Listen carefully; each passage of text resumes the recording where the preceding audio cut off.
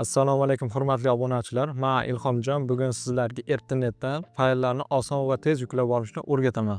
Buning uchun bizga birinchi o'rinda qo'shimcha dasturiy ta'minot kerak bo'ladi. Buning uchun biz brauzerga kiramiz. U torrent download deb yozamiz. Xohlasangiz skачать deb yozishingiz mumkin. Mana biz yozdik. Mana bizda chiqdi.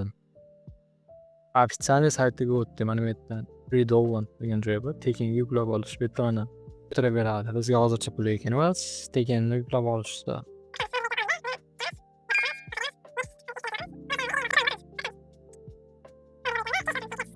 Brauzerimizni alohida qilib ochib berdi. Qanday dastur kerak degan savol bo'ladi. Photoshopni yangi versiyasini download deb yozamiz. Bitta ko'ramiz, boshqa nimasiga kirib. Hop, mana bizda 2025 ni chiqarib berdi.